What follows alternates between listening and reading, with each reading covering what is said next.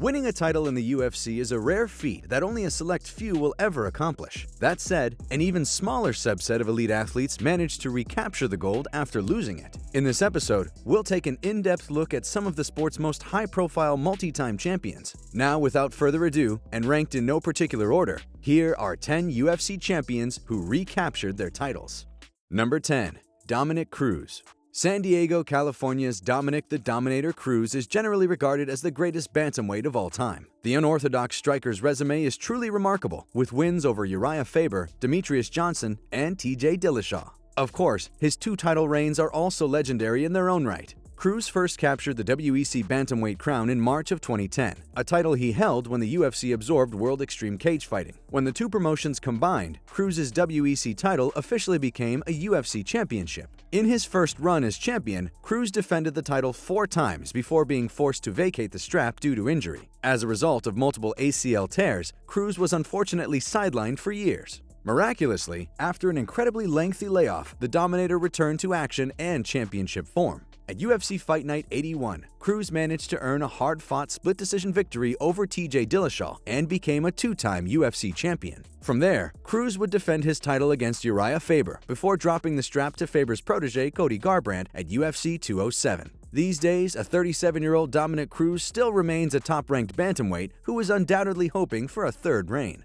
Number 9. TJ Dillashaw. Former NCAA Division I wrestler TJ Dillashaw has made quite a name for himself in the world of mixed martial arts. The Ultimate Fighter contestant turned world champion has long been one of the bantamweight division's elite. At UFC 173, TJ Dillashaw shocked the world by defeating Renan Barão for the bantamweight crown, pulling off one of the greatest upsets in UFC history. After a pair of successful title defenses, Dillashaw would lose the title to Dominick Cruz in January of 2016 in a highly competitive bout. Of course, the California native would battle his way back into contention by winning his next 2 fights, defeating Rafael Assunção and John Lineker, respectively. The victory set the stage for a showdown with bantamweight champion and hated rival Cody Garbrandt. After a tense tenure as coaches on The Ultimate Fighter, the two finally clashed at UFC 217. That evening, Dillashaw KO'd his former teammate to reclaim his place at the top of the division. Unfortunately, TJ Dillashaw's second reign was cut short by a failed drug test, which resulted in a 2-year suspension. The two-time bantamweight king returned in July of 2021, and after picking up a win over Corey Sandhagen, remains a part of the title picture.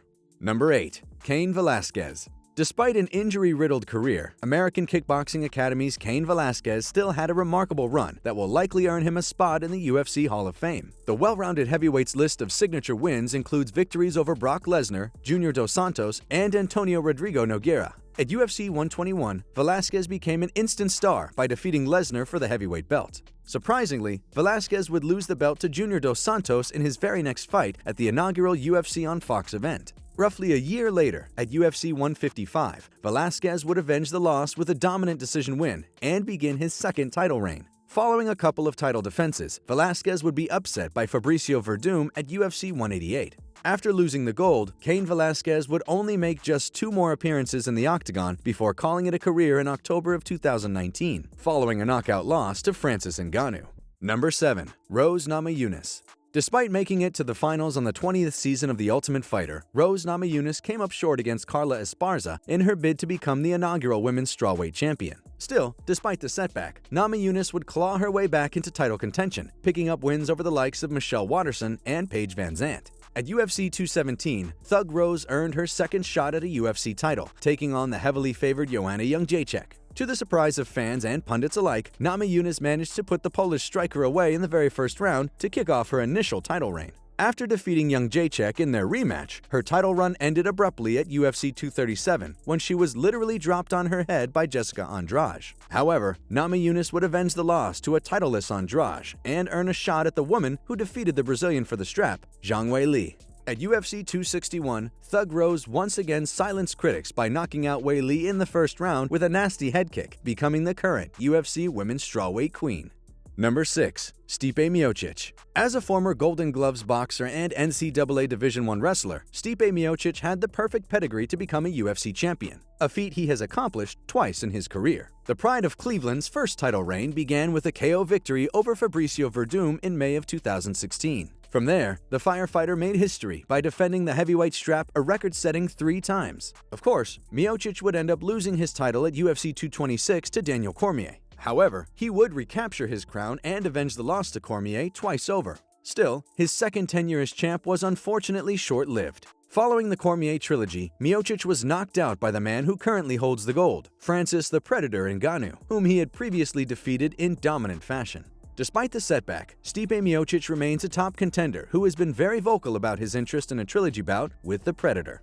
Number 5. Randy Couture. No one has had more success capturing UFC titles than Randy the Natural Couture. In total, the ageless wonder is a 6-time UFC champion. In fact, the former Olympian is a multi-time champion in 2 divisions, light heavyweight and heavyweight.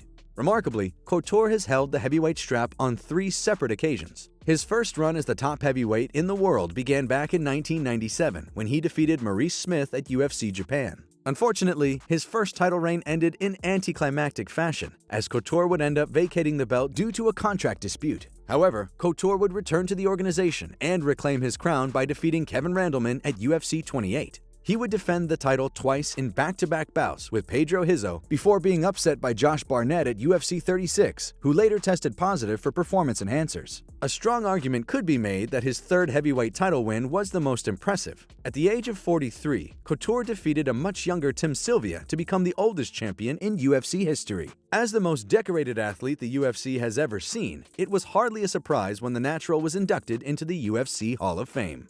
Number 4. George St Pierre. When discussing the greatest mixed martial artists of all time, the name George St Pierre is sure to be mentioned. The proud French-Canadian only lost 2 of his 28 professional fights and decisively avenged both losses. Moreover, the welterweight star was the division's top dog for many years and a multi-time title holder. St Pierre's inaugural reign began when he TKO'd the legendary Matt Hughes at UFC 65. In what was expected to be his first defense, Rush was on the receiving end of one of the biggest upsets in combat sports, when Matt Serra finished him in the very first round via TKO. In their second encounter, the pound-for-pound great dispatched Serra with relative ease and reclaimed his place atop the division. St Pierre would go on to defend the title a record-setting 9 times, defeating fighters like Nick Diaz, BJ Penn, and Johnny Hendricks. By the time he vacated the title to take some time off, St Pierre's combined reigns had lasted a total of 2,204 days. Number 3. Jon Jones. Sure, Jon Jones is one of the most successful fighters the sport of mixed martial arts has ever seen, but he is also one of the most controversial. Unlike other fighters on our list, his title reigns were cut short by actions outside the cage. Jones would become the youngest champion in UFC history when he defeated Mauricio Shogun Rua back in 2011. While he defended the belt an impressive 8 times, he was unfortunately stripped of the title in 2015 following a hit-and-run incident involving a pregnant woman.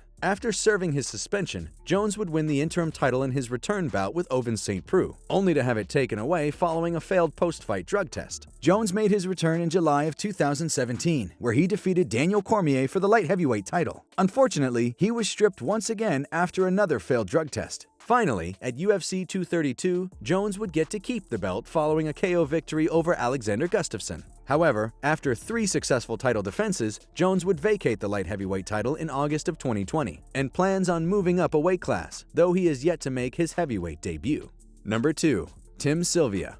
One of the more underappreciated fighters of his era, Tim the Maniac Sylvia was an elite heavyweight who held UFC gold on multiple occasions. In just his second fight in the UFC, the undefeated Sylvia defeated Rico Rodriguez for the heavyweight title in 2003. Following a successful defense against Gan McGee, the Maniac suffered his first professional loss in a title bout with Frank Mir. After a couple of years battling the UFC's top heavyweights, Tim Sylvia recaptured the gold by defeating his rival Andrei Arlovski at UFC 59. Of course, he would lose the belt to Hall of Famer Randy Couture after a pair of wins. While seldom mentioned amongst the UFC's best heavyweights, Sylvia went 9-4 during his time with the promotion and enjoyed 2 runs as heavyweight champion. Number 1. Jose Aldo.